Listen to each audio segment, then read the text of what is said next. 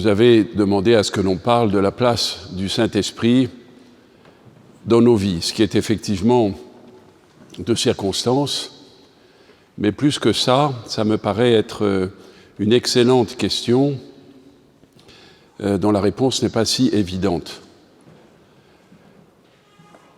Parce que nous prions évidemment, et nous avons toujours la prière du Roi Céleste, tous nos offices, sauf à partir de la période pascale jusqu'à la Pentecôte, nous ne disons plus la prière du Roi Céleste, mais tous nos offices, toutes nos réunions commencent par cette invocation au Saint-Esprit.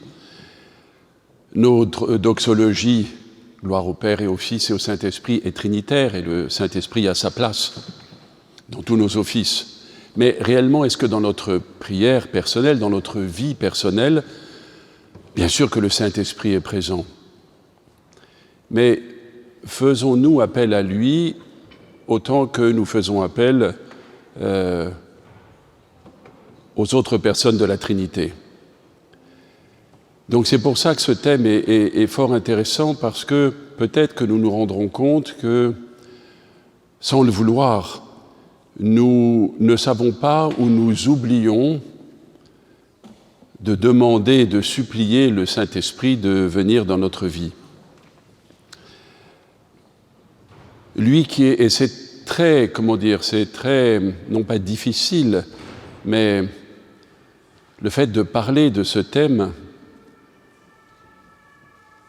soit on en parle d'une façon académique, j'en serais incapable, soit on en parle d'une façon expérimentale, je crois que nous tous pouvons le faire, mais certains d'entre nous, peut-être encore plus facilement. En tout cas, nous traitons là, et nous abordons là un sujet devant lequel il faut avancer avec révérence, avec beaucoup de crainte. Nous parlons de l'Esprit tout-puissant et de l'Esprit en même temps qui est toute douceur, de l'Esprit qui est toute discrétion et qui en même temps est toute force, et qui est, comme nous le disons dans la prière qui lui est adressée, Roi Céleste, qui est partout présent. Qu'est-ce que cela signifie, partout présent? On peut dire qu'il y a comme des cercles concentriques qui vont du plus extérieur jusqu'au plus intérieur.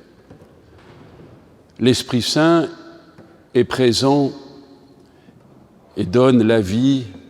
En lui, nous avons la vie, le mouvement, l'être à toute la création. Celle que nous voyons, celle que nous découvrons grâce à lui, que les scientifiques découvrent grâce à l'inspiration du Saint-Esprit, mais cette création dont nous ignorons quasiment tout, nous ne connaissons qu'une part infime. L'Esprit est présent dans tout le cosmos, dans tout ce cosmos que nous découvrons à peine. Il est présent dans l'infiniment grand, il est présent dans l'infiniment petit. Il meut toute la créature dans le monde qui nous entoure.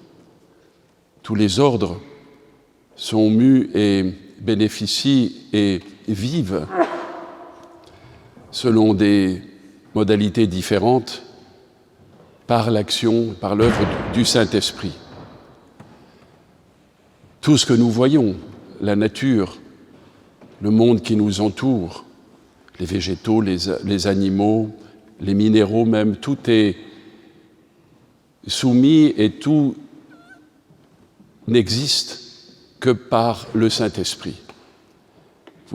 C'est ce que l'on dit dans le psaume, vous savez, ce psaume 104 qu'on lit au Vêpres. Tu retires ta main, tu ouvres ta main, tout sont créés, tu retires ton esprit, tout se retourne à la poussière. Donc c'est le cercle plus large qui est accessible à chacun d'entre nous. Nous pouvons voir, si nous le désirons, la présence du Saint-Esprit dans tout ce qui nous entoure. Il y a aussi un cercle plus approché, qui est la présence du Saint-Esprit dans chaque être humain. Par le Saint-Esprit, nous avons la capacité Nous avons la capacité de choisir la liberté. Nous avons la capacité de chercher Dieu ou de le refuser. Et cette capacité est donnée à chaque homme, au sens le plus large possible.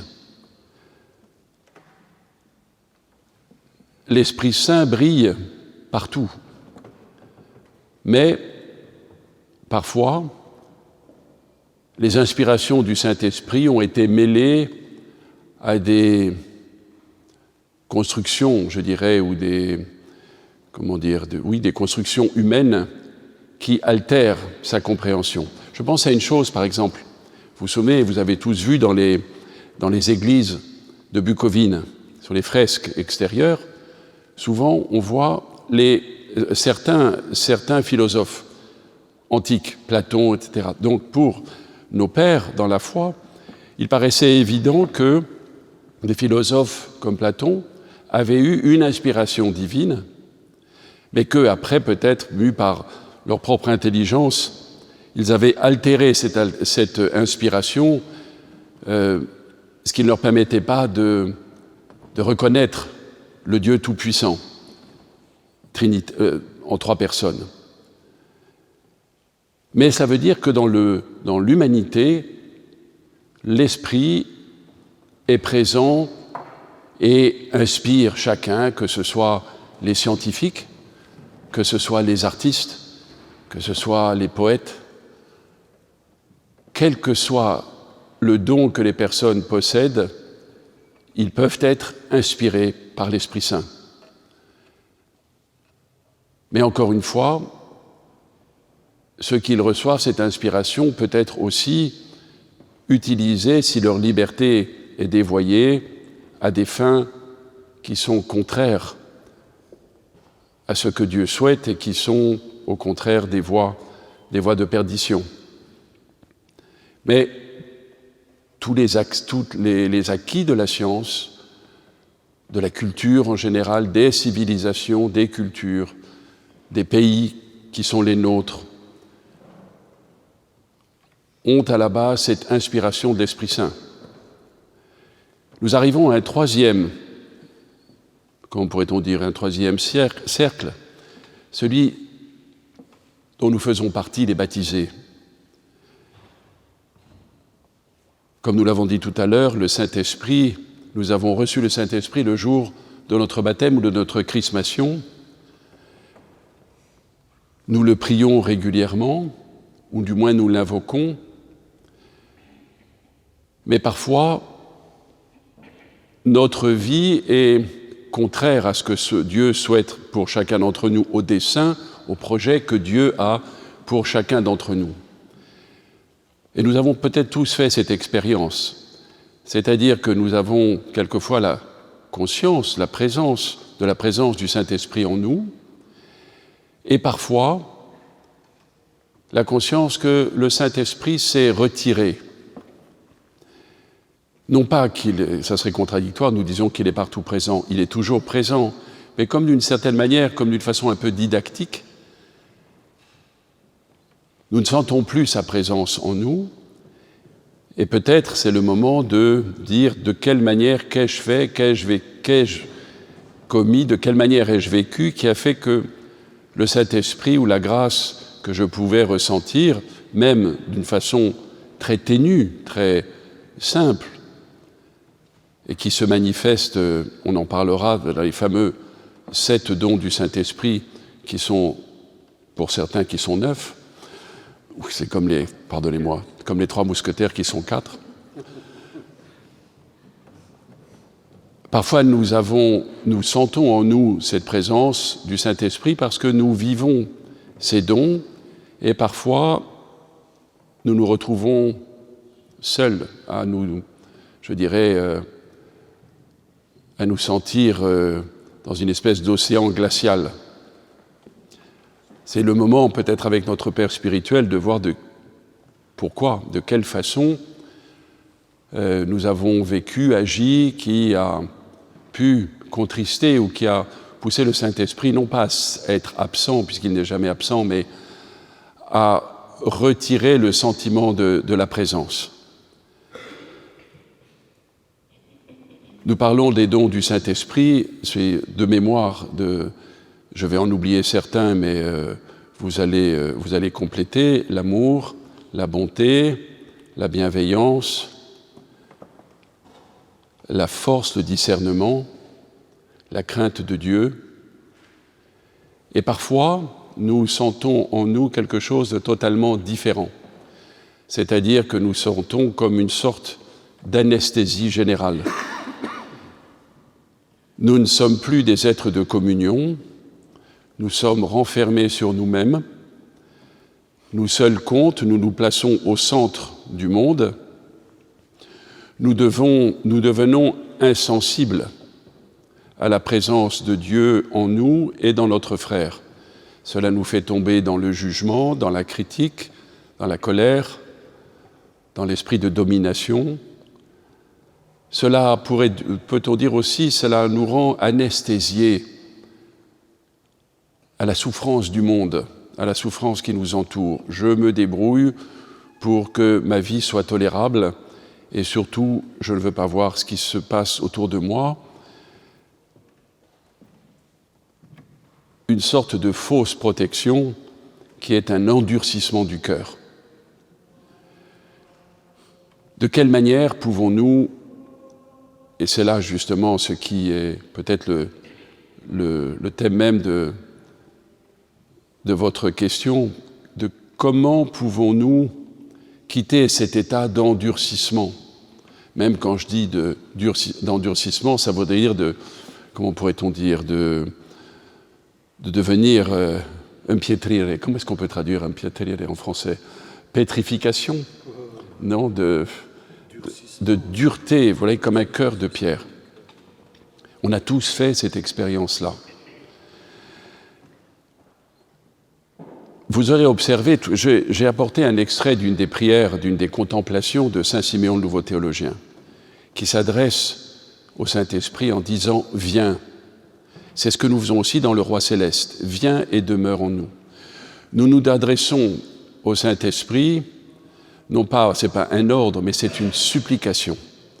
Nous l'appelons pour qu'il entre en nous, qu'il demeure en nous.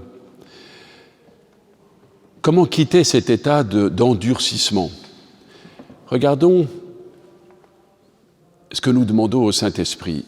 Viens, demeure en nous, purifie-nous de toute souillure. Viens, demeure, purifie.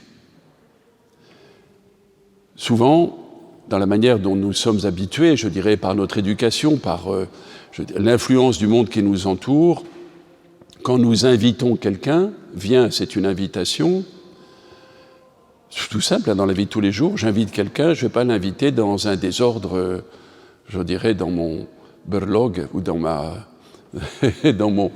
mon désordre, non, je vais faire du ménage. Et ensuite, j'invite la personne. Là, c'est complètement différent. Tu viens, tu t'installes et tu fais le ménage. Complètement différent. Vous voyez l'attitude. Ça veut dire que j'ai le cœur pétrifié, je sais peut-être pourquoi. Je vais dire au Seigneur ou à l'Esprit Saint, viens, malgré l'état dans lequel je me trouve, je t'attends. Je ne sais pas comment faire pour me débrouiller, pour me sortir de cet état-là, toi seul peux le faire. Ce que j'ai à faire, c'est, non plus, déjà, et c'est la fin du durcissement, c'est de faire naître de nouveau, d'accepter de devenir un être de désir. Le désir fait que je vais appeler Dieu.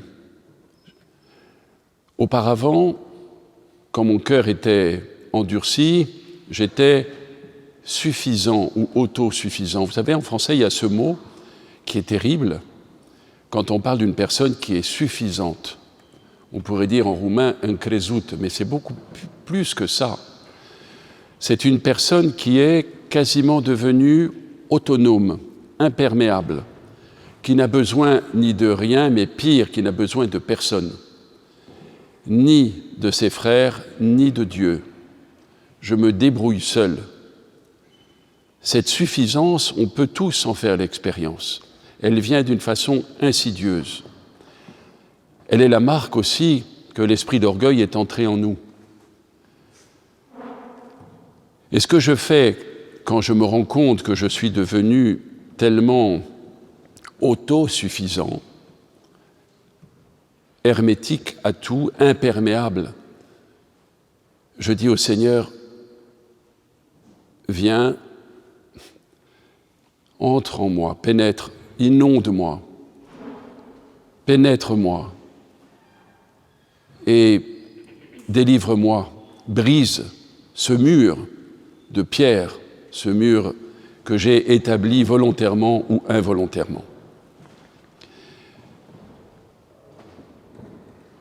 Je pense qu'il y a aussi à nous d'avoir une prière quotidienne, mais je ne vais pas vous dire une prière le matin ou une prière du soir, parce que bien sûr, dans nos prières du matin ou du soir, on a une prière pour le Saint-Esprit.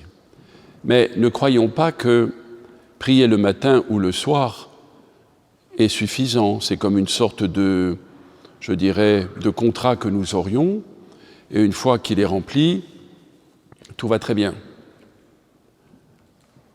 Est-ce que, je demande pardon aux Bordelais parce que je leur répète toujours la même chose, mais lorsque nous aimons, est-ce que nous aimons le matin et le soir?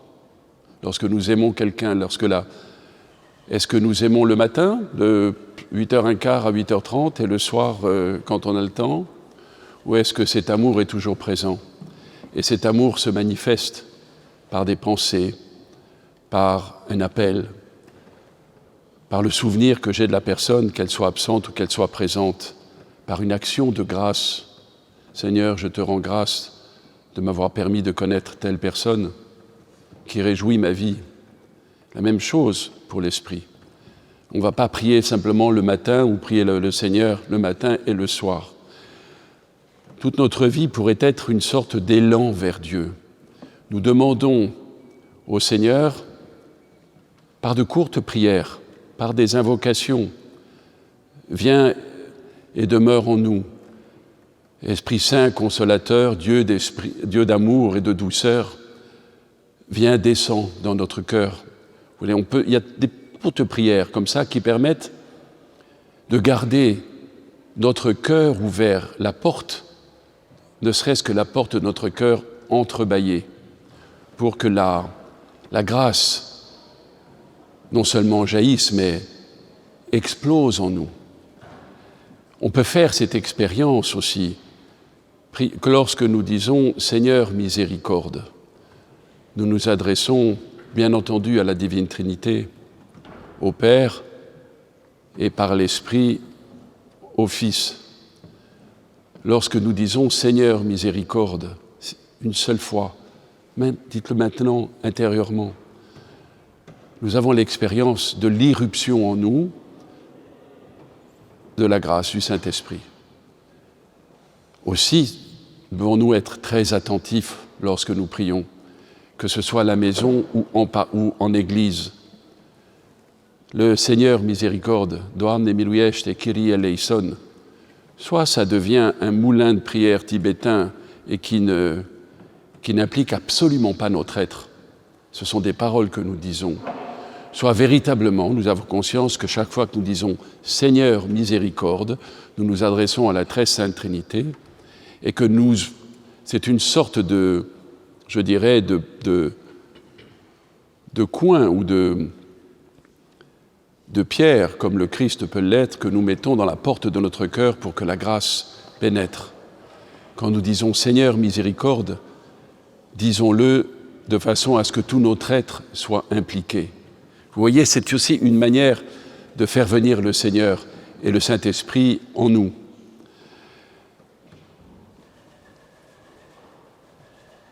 Donc, n'oublions pas de scander notre journée comme des êtres de désir et d'amour par des invocations au Saint-Esprit à n'importe quel moment. La prière est quelque chose de libre. Nous devons être inventifs dans cette manière. Bien entendu, nous avons ces prières magnifiques que l'Église nous donne. Mais parfois, nous n'avons pas non plus à portée de main un livre et nous ne sommes pas en condition. En revanche, nous pouvons dire la prière, ce que nous appelons la prière de Jésus, mais nous ne pouvons pas dire que Jésus est le Fils de Dieu sans que nous soyons inspirés par l'Esprit Saint. Donc l'Esprit Saint est présent dans cette prière, qui est une prière trinitaire. Plus nous la disons en étant attentifs et plus nous gardons la porte de notre cœur ouverte de façon à changer d'état et de fait de ne plus être des êtres centrés sur nous-mêmes, mais de devenir de véritables personnes, non plus des individus centrés sur soi et qui vivons de manière égoïste, mais des êtres de communion avec nos frères et nos sœurs, communion avec le Seigneur. Dès que notre cœur s'ouvre, notre attitude, notre vie change, nous serons les mêmes et pourtant tout sera changé. C'est vraiment expérimental. À nous de le vivre le plus souvent possible. Alors, de quelle manière pouvons-nous aussi prier le Saint-Esprit? Évidemment, il y a l'acatiste au Saint-Esprit, et puis vous trouverez sur Internet les méditations, les contemplations de Saint Siméon le Nouveau Théologien, qui sont véritablement admirables parce qu'on peut les faire nôtres. Évidemment, Saint Siméon est un géant spirituel, mais ces prières, nous pouvons les faire nôtres parce qu'elles sont des supplications au Seigneur, au Saint-Esprit. Nous nous présentons tels que nous sommes. Tels que nous sommes. Non pas tels que nous souhaiterions être et nous attendons que tout aille bien pour demander au Seigneur de venir, mais nous nous présentons, j'en reviens à ce que j'ai dit tout à l'heure, viens et demeure en nous, purifie-nous de toute souillure. Nous nous présentons au Seigneur et nous lui demandons, nous le supplions de venir en décrivant l'état dans lequel nous nous trouvons, cet état de déchéance. À la fois parce que le Seigneur nous a permis de nous en rendre compte, c'est, je dirais, l'application ou la mise en œuvre de cette prière que nous faisons pendant le carême et qui pourrait aussi scander toute notre vie. Donne-moi de voir mes fautes. C'est un don de Dieu. Et en même temps, pour rendre grâce, le mouvement est double. À la fois, Seigneur, je suis indigne de ta miséricorde, mais de même que tu as sauvé Pierre, viens et demeure en moi et sauve-moi. Et en même temps, Seigneur, je te rends grâce pour le fait que tu me vivifies et que tu me permets de me réjouir et de partager cette foi avec mes frères et mes sœurs et de me réjouir de ta création. Et alors, nous arrivons à un cercle encore, je dirais, plus restreint à ce moment-là, celui auquel nous aspirons tous et qui est le but de la vie chrétienne. Vous savez, cette phrase « Dieu est devenu homme pour que l'homme devienne Dieu ». Quel est le but de la vie chrétienne? Est-ce que c'est de bien vivre ou de bien mourir? Non, ça, depuis les sagesses antiques, ils nous ont appris comment bien vivre ou bien mourir, ce n'est pas le problème. Ce qui nous est proposé, c'est de devenir des dieux par la grâce, d'être déifiés, d'acquérir le Saint-Esprit. Ça, c'est la réponse de Saint Séraphin de Sarov à son disciple Nicolas Motovilov. Vous connaissez la rencontre, sans doute, de Saint Séraphin avec Nicolas. Ça vous dit quelque chose, enfin, les uns ou les autres? Est-ce que je vous la rappelle en 2 minutes? Après avoir passé des années, je dirais, dans l'ascèse, dans la solitude de ce désert vert que sont les forêts de Russie, Saint Séraphin de Sarov accueillait des fidèles et il avait un disciple, Nicolas. Et un jour, en plein hiver, Nicolas vient le voir et avant qu'il ne dise quoi que ce soit, Saint Séraphin lui dit « Je sais, Nicolas, que tu te poses une question depuis des années, que tu as demandé à beaucoup de monde, à des prêtres, à des moines, à des évêques. Et personne n'a pu te répondre d'une façon qui puisse se satisfaire. Ta question, c'est quel est le but de la vie chrétienne ?» Et saint Séraphin dit à Nicolas, le but de la vie chrétienne, c'est l'acquisition du Saint-Esprit. Saint Séraphin était fils de commerçant, donc le mot acquisition avait mais c'était d'une certaine manière de posséder, qu'il y ait une irruption du Saint-Esprit dans l'être. Cette conversation avait lieu dans une clairière, en plein hiver, il neigeait. Et Nicolas était en face de saint Séraphin, et saint Séraphin lui demande « Regarde-moi, Nicolas, comment suis-je » Et Nicolas dit « Père, je ne peux pas te voir, tu es brillant, tu es tellement lumineux, tellement brillant, je ne peux pas te regarder. » Et saint Séraphin lui dit « Toi aussi, tu es de la même manière, mais j'ai prié le Saint-Esprit pour que tu connaisses cette expérience. Comment te sens-tu » Et Nicolas a parlé de cette douceur indescriptible, de cette chaleur intérieure. Ils étaient tous les deux transfigurés. Ils avaient tous les deux l'expérience du Saint-Esprit. Ça, c'est le cercle le plus, je dirais, le plus proche et qui est que seulement un petit nombre peut connaître selon ce que désire le Seigneur. Le cercle précédent est celui qui est ouvert à tous les baptisés et tous ceux qui ont reçu la chrismation, l'onction du Saint-Esprit, du Saint-Crème, et donc l'onction du Saint-Esprit.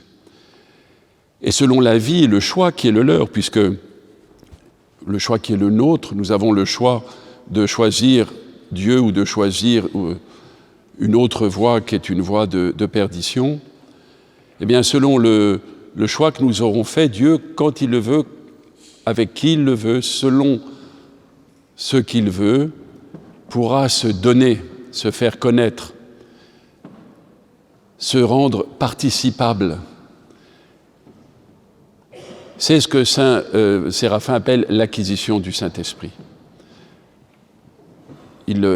D'autres, je dirais, il y avait d'autres, dans sa vie, vous connaissez sa vie, il y a d'autres moments où on voyait qu'il était ravi en quelque sorte, enlevé par l'Esprit. Donc, certes, ce n'est pas donné à tout le monde, mais nous pouvons nous réjouir et je dirais que c'est un don de Dieu que de pouvoir avoir rencontré des pères et des mères dans la foi qui ont eu cette expérience.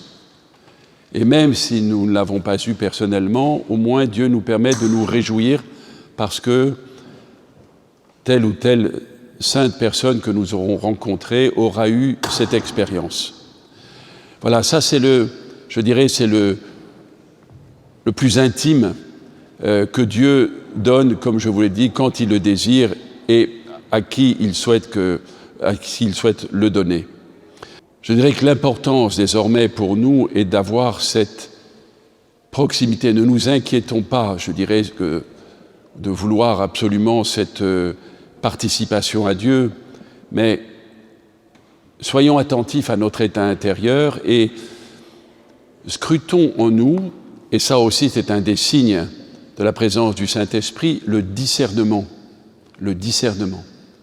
Qu'est-ce qui en moi est de Dieu ou ne l'est pas? Quelle pensée est de Dieu ou quelle pensée ne l'est pas?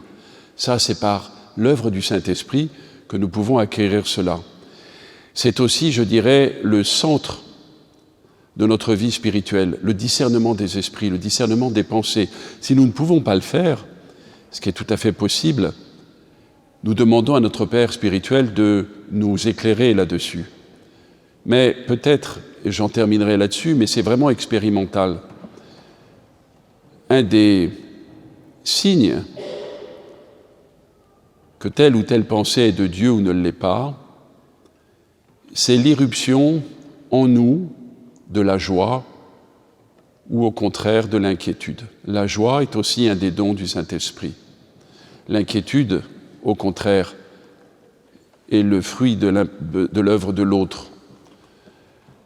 Nous pouvons scruter notre être intérieur et de voir quand telle ou telle pensée arrive fréquemment, qu'est-ce qu'elle nous apporte? De la joie, et ne confondons pas la joie avec le plaisir, de la joie ou une certaine tristesse, une inquiétude, une crainte.